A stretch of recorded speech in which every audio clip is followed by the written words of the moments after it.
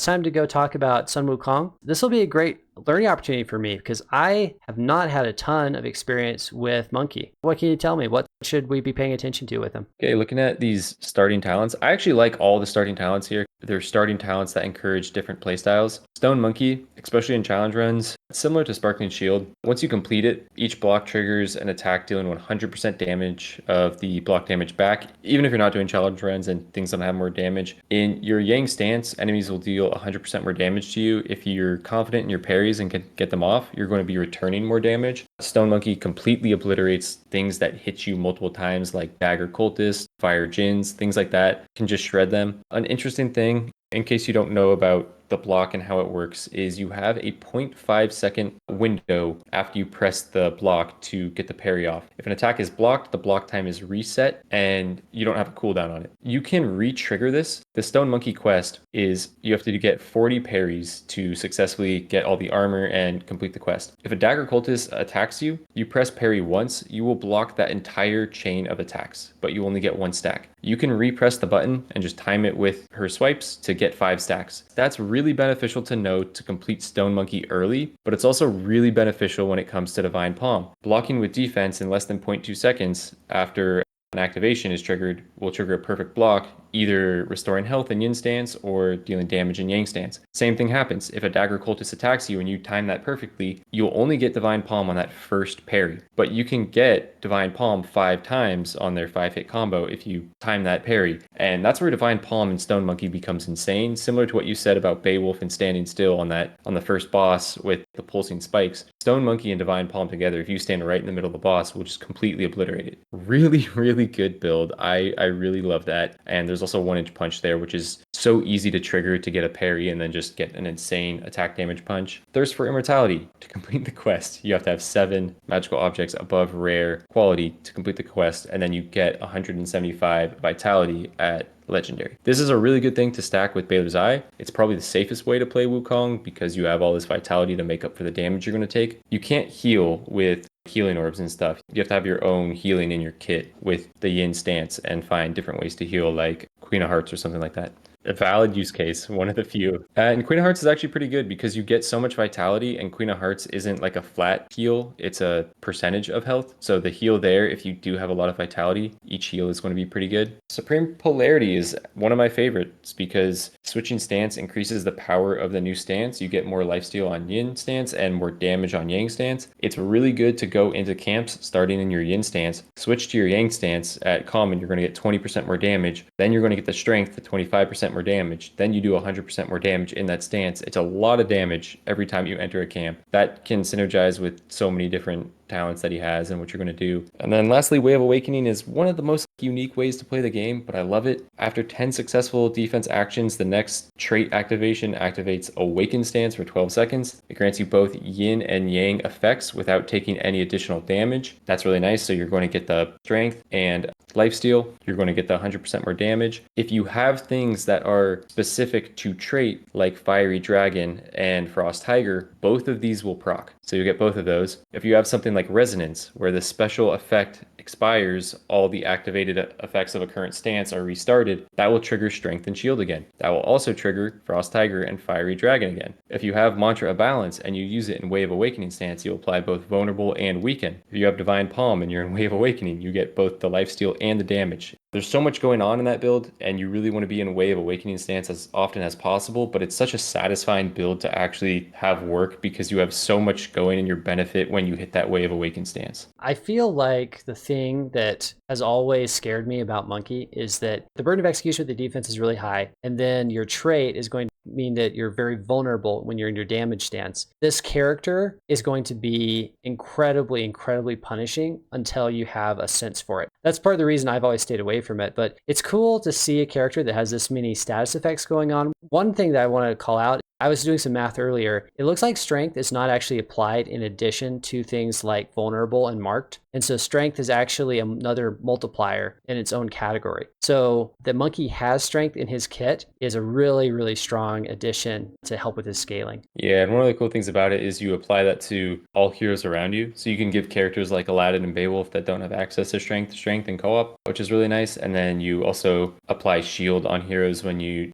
switch to your yin stance. One thing I would suggest, if you're trying to play Wukong and you find the Stone Monkey really punishing, I would not suggest playing in Nightmare. And there's also modifiers. There's one that gives you 100% more health, I'm pretty sure. I would suggest just playing a run where you take Stone Monkey, take Divine Palm, and take other talents as well, but just focus on that. Focus on that for your run. It might be boring or tedious to do an entire run like that, but if you want to get good with Wukong, you really want to understand the parry and how it's going to work for you and when you can reapply it. So just take the time and do that run and really learn this parry, and you're going to have a much better time with Wukong once you understand that. Still very punishing in Nightmare. There's a lot of times where if you switch stances, there's so many attacks at level 1 that can one-shot you, which is tough. If you do 5 negative modifiers and have Berserker Foes and Corruption, that just widens the pool of things that one-shot you. This is one of the scariest characters for me to play that, especially when I'm not going Stone Monkey or Thirst for Immortality. This is another character that I think has so much build expression with what they can do. And the power build, the Focus Strikes, Airbender, Thundercloud basically deletes anything with Shield, and Chi Outburst is an amazing talent that can heal you in Yin Stance from a distance. This is another one that I had marked as a really, really high ceiling. I think I'm probably overusing strongest in the game. But I mean, Monkey doesn't really have any windows of vulnerability open when he has everything around Airbender up, right? You don't. As long as you connect the power, and it's a little, I don't know, I have some issue with this. It says when you rush towards an enemy to strike them for 60 damage, if other enemies are nearby, Sun Wukong can follow up with 2 other targets while being intangible. There's been so many times where and I edit these videos so I go back and see, where I have made connection with the first enemy and I'm on my way to the second enemy and I still get hit. It's on a bit of a delay on when you actually become intangible. But yeah, if you have Airbender and Focus Strikes, you just stay intangible for a long time and can kind of avoid most sources of damage. So on the ultimate side, we have Monkey Clones and Transfiguration. I feel like I see more Transfiguration picks than Monkey Clones. What did you say is a trade-off there? Monkey Clones, they copy your vitality and damage. If you are going Thirst for Immortality and you have a bunch of health, then Monkey Clones can be pretty good because they'll stay around a lot longer. The issue is if you don't, Monkey Clones die real easily. I'm not entirely sure if like you're in one stance or the other, if they also take more damage from that. Your ultimate upgrades with Monkey Clones is adds more monkeys, or there's one when you use your special, 3 monkeys can come fight with you. It gets the benefit of like playing Geppetto, where some enemies just won't be looking at you, and in solo, you might be able to avoid some attacks, or if you have a camp of like 15 enemies, now they're going to be all looking in different directions, which is pretty beneficial. Transfiguration though is, I know you just said it, we're talking about one of the best, but it probably is the best ultimate if you know every character in the game. If you're playing on co-op, it favors transforming you into the characters that you're playing with a lot more, and there are certain characters like Melusine, Pied Piper, Scarlet that are super, super beneficial to use Transfiguration and become them because they're just really strong. You get every single talent at, oh, wait, did they change this? It's now at epic quality, not legendary quality, but you get every single talent that the character has besides their starting talents. And if you know a character's kit and how to play them, you can instantly just, Pied Piper, you can activate your rats, activate your special, dash, and hit stuff with like an insane power. It's one of the best things in the game. I think that you had a run not too long ago where you had Piper and you had Omnipotence, right? From the level 10. Yeah, that level 10 ultimate where you get Omnipotence is insane. I don't know why they added this to the game. It is completely busted. But I mean, in the best way. And if you get to level 10, I guess they want to let you enjoy things. It was something else because you could drop down basically infinite specials. And it got me going for a second because I was like, I wonder how this works with Baylor's Eye. Does it suddenly just give you an infinite damage instance? But that's not how it works, right? It's each cooldown is discrete, but it would be nice with Baylor's Eye because that's just more damage. It's free real estate. And it's just going to be good every single time, irregardless. It's just so strong. Because it scales off of other characters' kits, this is one of those things that is extremely prone to be unbalanced. It's going to be hard to figure out how to make this one not go absolutely insane. But because you have to be knowledgeable about how all the other characters work, I think that kind of keeps it a little bit under control. It's an interesting one for sure. So there's a bug with it as well. If you use Transfiguration and you pick up a chest and you pick up a Horn of Plenty, you'll actually get 6 consumables from that right now. Oh my goodness. I had that in a challenge run and I saw it and then I abused it because it was a challenge run. And I'm like, this is the game, let's do it. One of my favorite things though is if you become Aladdin, you now have Master Thief. So if you're at a wishing well, oh my goodness, pull out all your items, use it, just see if you become Aladdin. Aladdin, you can also use the wish to get yourself a consumable as Aladdin. See if you can Master Thief some stuff. It's really, really fun trying to do that as Wukong. That is so creative. I know that I've been down on broken things, but those are so creative and niche. That is such an interesting little oddity about the game for people to take advantage of. The magic is still there for me. As long as it feels magical, as long as it doesn't become like this is the exact formula that we use every time we play the game, is we go and exploit this one thing, I'm kind of okay with it. If this is just kind of like an oddity that we can laugh about once in every 4 or 5 runs, I feel like that's just fun. That's just good times. No, 100% agree with that. If you're at this point in the game where you're doing stuff like that as well, you've probably put so many hours in the game. They're not balancing the game for you anymore. Dude, turn the game off, play something else. Go touch some grass.